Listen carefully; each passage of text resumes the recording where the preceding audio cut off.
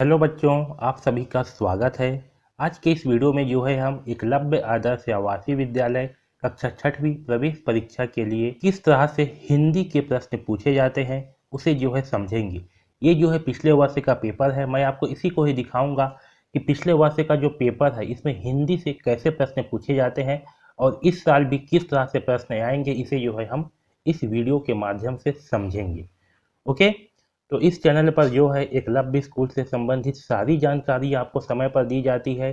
साथ में इसकी तैयारी के लिए भी जो है वीडियो इस चैनल पर अपलोड किए जाते हैं, जिसके माध्यम से आप बेहतरीन ढंग से तैयारी कर सकते हैं। और मैं 100% गारंटी के साथ कह सकता हूं कि अगर आपने मेरे सारे वीडियो को अच्छे से देखा और अच्छे से पढ़ा तो निश्चित रूप से आपके पेपर बेहतरीन बनेंगे। तो अगर आपने इस चैनल को अभी तक सब्सक्राइब नहीं किया है तो ज़रूर सब्सक्राइब कर लीजिए, ताकि आपको सारे वीडियो मिले और आप बेहतरीन ढंग से तैयारी कर सको।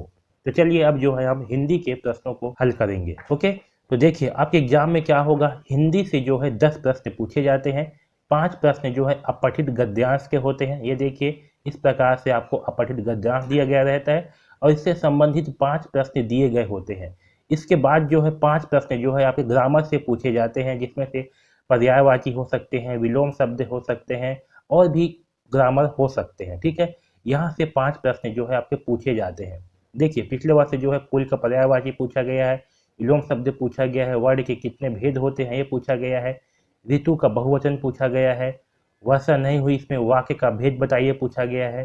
ठीक है। उसके बाद जो है ना छत्तीसगढ़ी से 5 प्रश्न पूछे जाते हैं। यहाँ पर देखिए कि कुछ कुछ शब्द दिए गए हैं जिसे छत्तीसगढ़ी में क्या कहा जाते हैं, सब्जी के नाम जो है दिए गए हैं, इसे छत्तीसगढ़ी में क्या कहा जाता है, पकवानों के नाम दिए गए हैं, इसे छत्तीसगढ़ी में क्या कहा जाता है, ये चीज़ें जो है इसमें पूछा जाता है। ओके। तो चलिए अब जो है इसे हम एक एक करके हल करते हैं। तो सबसे पहले जो है हम इस अपठित गद्यांश को जो है हल करेंगे। ओके। तो चलिए हल करते हैं। देखिए यहाँ पास जो है जो प्रश्न यहाँ पास है इसको जो है मैं दूसरे में जो है ओपन कर रहा हूँ। ठीक है। इस तरह से देखिए यहाँ पास जो है आपको गद्यांश दिया गया है और इससे संबंधित जो है नीचे में प्रश्न दिए गए हैं।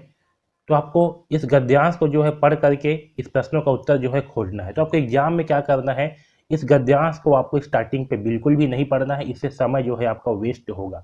सबसे पहले आपको इस प्रश्न को पढ़ना है। इस प्रश्न में क्या दिया है, देखिए 3 मित्र कौन कौन थे। ठीक है। ये प्रश्न दिया गया है। अब आपको जो है सीधे इसके उत्तर को जो है खोजना है। ओके। तो चलिए देखते हैं ये 3 मित्र कौन कौन थे। तो किसी तालाब में एक बातूनी कछुआ रहता था, उसी तालाब के किनारे 2 हंस भी रहते थे। वे तीनों आपस में मित्र थे। देखिए यहाँ पास मिल गया आपको, वे तीनों आपस में क्या थे, मित्र थे। तो कौन कौन तीनों आपस में मित्र थे, तो किसी तालाब में एक बातूनी कछुआ रहता था तो कछुआ हो गया, और उसके किनारे 2 हंस भी रहते थे तो ये 2 हंस, ये 3 क्या हो गए, मित्र हो गए। तो सही आंसर क्या होगा, पहला ऑप्शन है 2 हंस एक कछुआ, दूसरा है कछुआ और हंस, तीसरा है 1 हंस, चौथा एक कछुआ। सही आंसर होगा 2 हंस और 1 कछुआ। है समझ में। इस तरह से हम जो है उसके उत्तर को खोजेंगे। ओके। दूसरा क्वेश्चन देखिए, अब आपको दूसरा प्रश्न पढ़ना है। किसी दूसरे तालाब में जाने की समस्या थी। ठीक है। पहला ऑप्शन है हंसों को, दूसरा है कछुआ को, तीसरा है तीनों को, चौथा है सभी को। चलिए पढ़ लेते हैं भाई। अब एक बार गर्मी के मौसम में तालाब का पानी सूखने के कारण हंस दूसरे तालाब पर उड़कर जाने के लिए तैयार हो गए। कछुआ भी तैयार था, लेकिन उसे ले जाने की समस्या थी।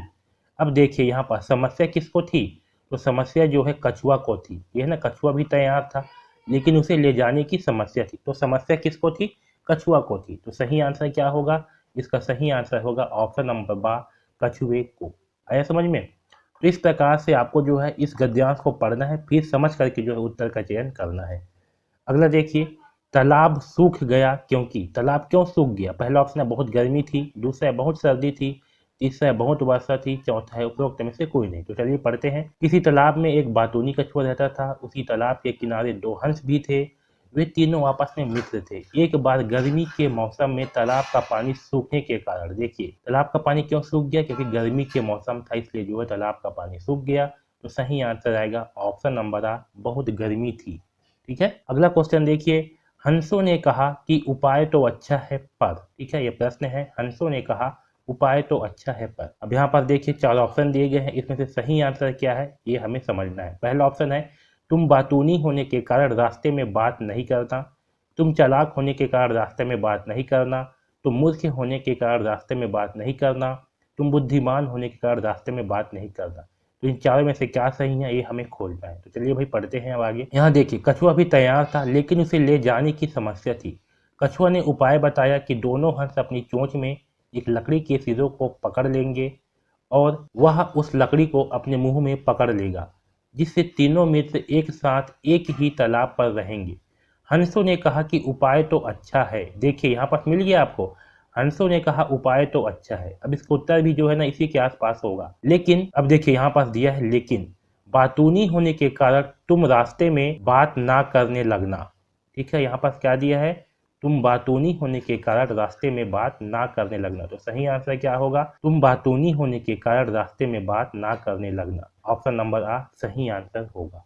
ठीक, अगला क्वेश्चन देखिए, अपने पैर में कुल्हाड़ी मारने का क्या अर्थ है। यह जो है आपको इसमें इस पैसेज में आंसर नहीं मिलेगा। ये जो है इसका अर्थ है आपको बताना है कि इसका मतलब क्या होता है। तो अपने पैर में कुल्हाड़ी मारने का मतलब होता है, पहला ऑप्शन है अपना नुकसान स्वयं करना, दूसरा है अपना फायदा करना, तीसरा है अपना कार्य स्वयं करना, चौथा है स्वयं कुल्हाड़ी मारने। तो सही आंसर होता है अपना नुकसान स्वयं करना।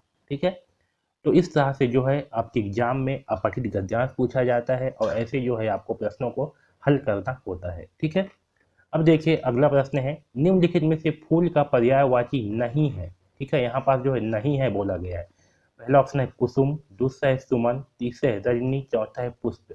इसमें से कुसुम, सुमन और पुष्प यह जो है फूल का पर्यायवाची होता है। फूल का पर्यायवाची रजनी नहीं होता। तो हमारा सही आंसर होगा ऑप्शन नंबर सा, रजनी। ठीक है, अगला देखिए, दुर्गम का विलोम शब्द बताइए।